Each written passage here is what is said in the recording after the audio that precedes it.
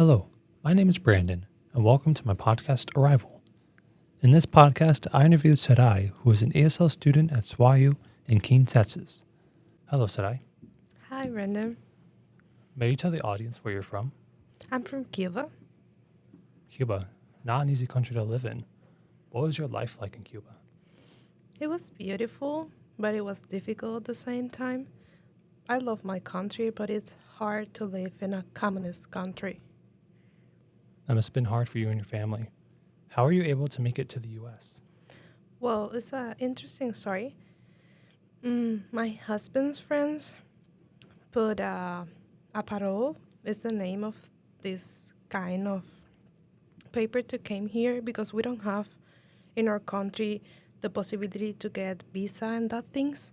So the parole was a type of visa, but president before to Trump Yeah. put, and it was amazing because they never like know me, and they put the paper for both for my husband and I.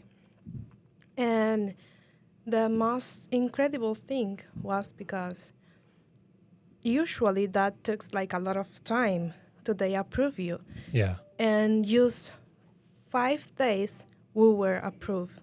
So it was amazing for me, and that made me like feel that God had the plan to came here for me. They put this on March 27 in the 2023, and we were in United States in April 7. So it took just 15 days to came from Cuba to here. The thing that the people took like maybe years to do. That has to be the quickest immigration process I've Mm-hmm. ever heard. What were your first couple months like, and what was the state that you arrived in when you came here? Oh, Texas. What was your first couple months like in Texas? Well, it was hard. Like zero English. Try to find a job. You have to make money. But at the same time, I'm very thankful with the person who helped us because they let us stay in her home for a couple of months to make some money and that things. But it was hard at the beginning, walking on the summer in Texas, trying to find a job. And every place that I stopped, everybody said, "Oh, I will call you." Like, I never. Yeah, they never called back. Yeah. But then I understand what I will call you means. But one day I stopped in the Shipley Donuts, and they hired me. And I started to work like decoration donuts. I was decorating donuts.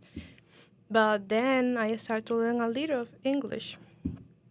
And they put me in the cashier department on the store. So it was hard at the beginning because some people don't like the immigrant people, They don't like the accent, the look. the accent, or maybe the color of your skin, that kind of things. But it was fine. At the beginning, just a little struggles, but happy to be here because it was my dreams as I was a child. You know, I always say like, when I grow up, I would like to go out of my country and help my family. And I made the dream. Oh, well, I think that God made that dream for me. Yes. So you came to Texas, Hmm. practically knows English. Hmm. How was that problem for you while you were learning it?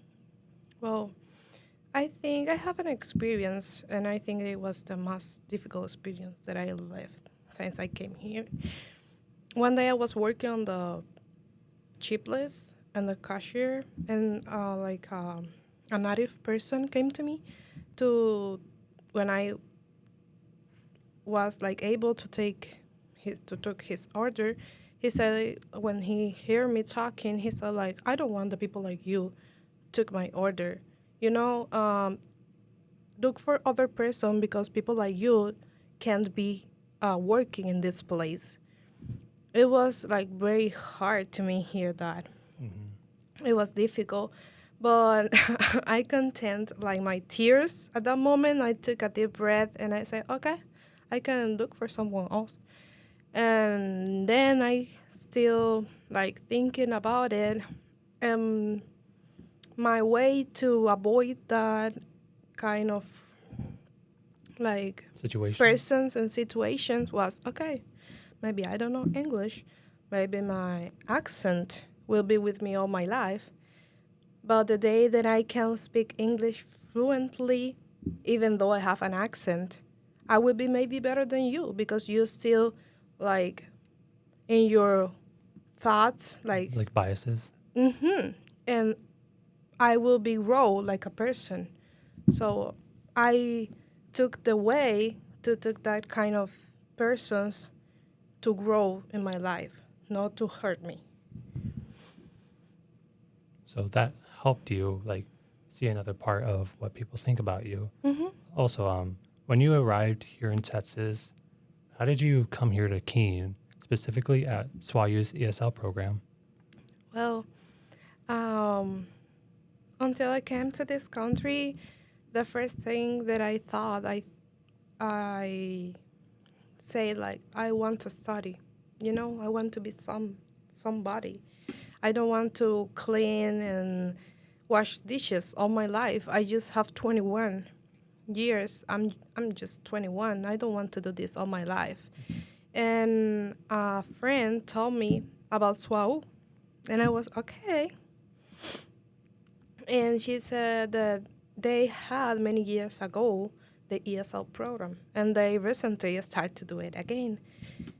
And at that moment, I had to take a decision, or I still working and making money, or I can go learn English, invest my time to do things like can help me to be someone. And I took that decision. I came here the last year in August, and I started in ESL program. I started in level 2. I skipped level 1, and now I'm in level 3. That's a lot of progress. Mm-hmm.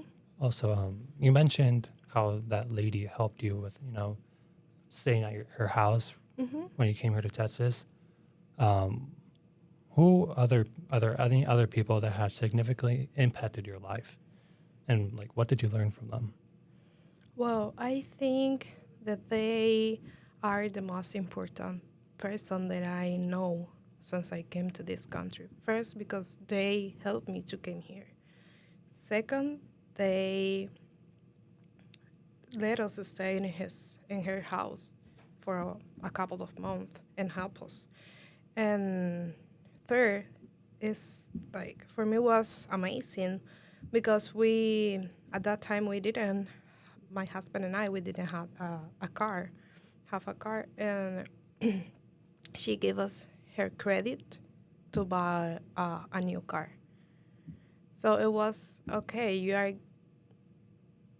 um, given to me the most important thing that you have in this country. You don't know how I am, who I am, because she didn't know me until I came here. So she helped me without know who I am. And I was so glad she gave me the most important example of generosity. Generosity, I think. Generosity. Yeah. So she's like the person that I look and I say, I want to be like you. And when I can find people who are having like troubles or are struggling with things, I want to help them like you did with me. Speaking of helping people, Mm-hmm. like quickly, what kind of advice do you have for people who are learning English? I can say you can do it. If other people can do it, you can do it.